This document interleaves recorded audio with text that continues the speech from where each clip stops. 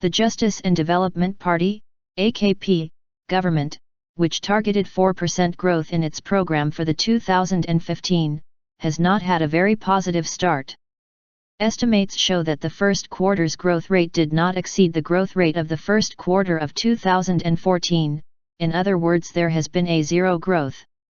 In a note prepared by Bahçeşehir University's Center for Economic and Social Research, Betam, it was stated that there was no growth in the first quarter compared to the previous year, and overall growth for 2015 is estimated at 0%.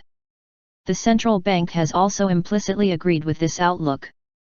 Zero growth, especially in an election year, for an administration that has a growth target of 4%, is no small matter.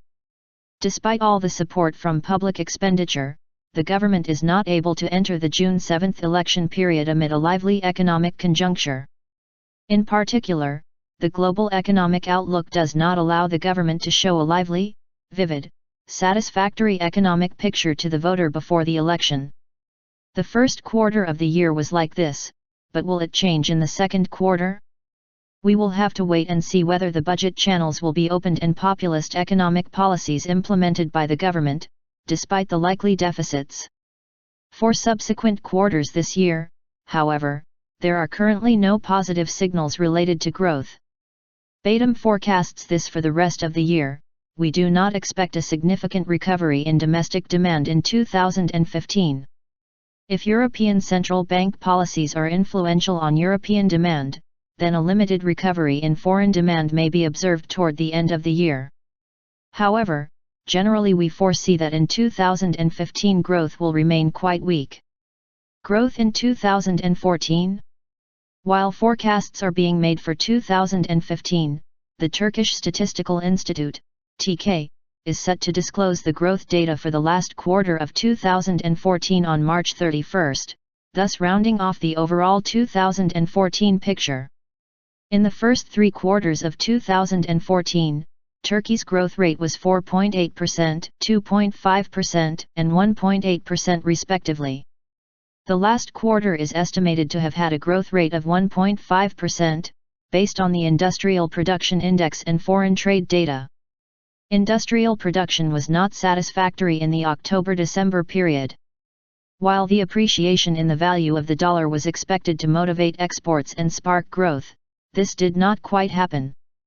Both the stagnation in the EU, which remains Turkey's biggest market, as well as the rapid devaluation of the euro against the dollar, prevented Turkish exports from being directed to EU markets.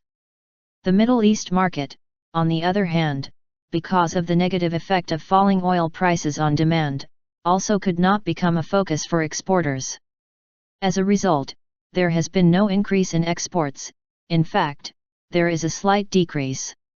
If the growth rate of the last quarter of 2014 is indeed 1.5% as estimated, then this marked the most unsuccessful growth of a quarter since the last quarter of 2012, which saw 1.3% growth. If the last quarter's growth was 1.5%, then the growth rate for 2014 as a whole would be 2.6%, barring any revisions on previous quarters by TK. Is this a low growth period?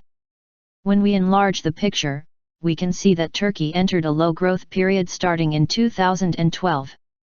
After the downsizing experienced in 2008 and 2009, the average 9% growth rates of 2010 and 2011 could not be everlasting. The perception given to the world of miracle growth was misleading.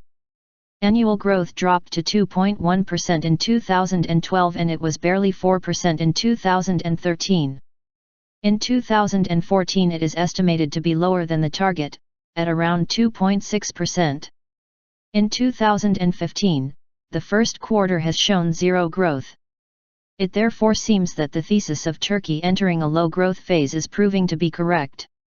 No doubt, when this thesis first emerged, people reviewed where the wind of growth in Turkey's economy came from, how it increased, how it decreased, and the key variable. That key variable was external resources and the international capital flow.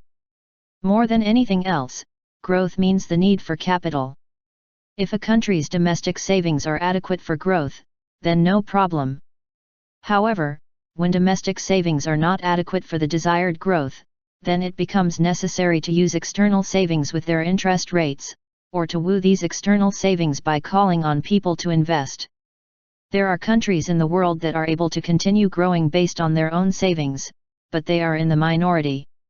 Those countries that need the savings of others, those that cannot grow without the capital flow of those international savings, are the majority, with Turkey among them.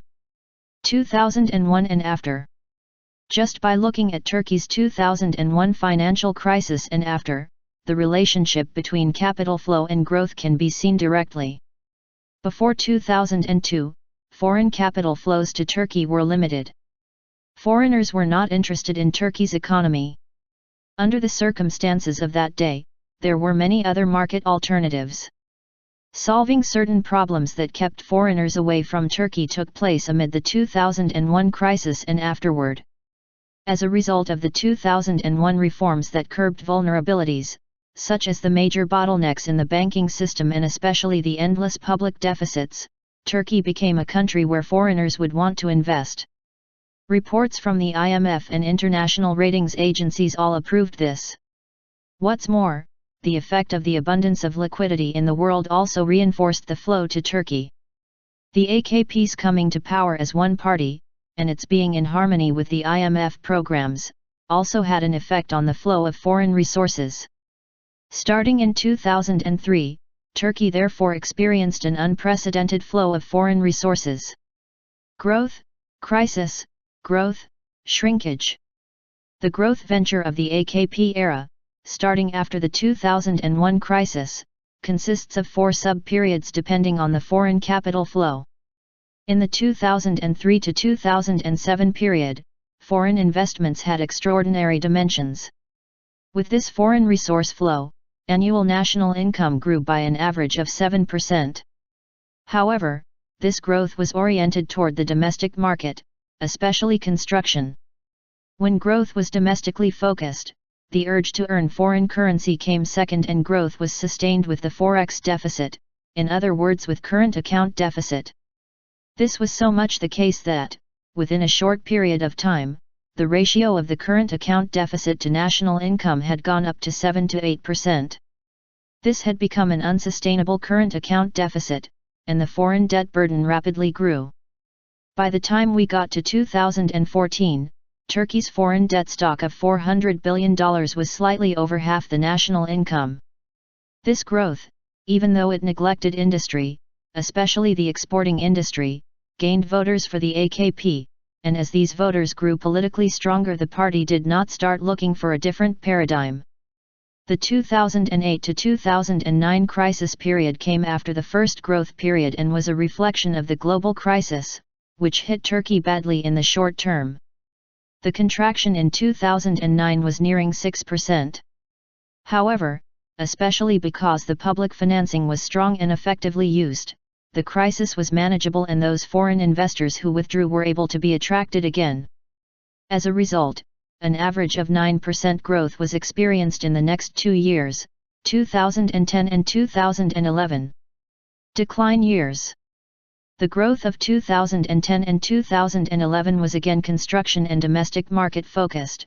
It rapidly increased the current account deficit and fragility, and 2012 became a cooling year. The year 2012 closed below the 3% growth target, at 2.1%. However, in the following years, a high growth rate was not able to be reached again because there was a change in the financial climate across the world. In mid-2013, the U.S. Federal Reserve announced that it would halt its support for shares, followed by increases in interest rates, thus leaving those using loose monetary policies to adopt tight ones. This announcement heralded global funds steering toward the U.S., and this was indeed what happened. A rapid withdrawal of capital was experienced from emerging countries, including Turkey. Local currencies and the Turkish lira lost value against the dollar. This, together with the rising political risks that climbed with the corruption operations of December 17 and 25, 2013, as well as the geopolitical risks with the unrest roiling the Middle East, was experienced more intensely in our country. The interest rates that were increased to curb the climb in the dollar's value hit domestic demand, making low growth inevitable. As a result, Turkey's economic growth, which barely made it to 4% in 2013, dropped to 2.6% in 2014. This period of low growth seems to be continuing in 2015 too. At least that's what first quarter data indicates.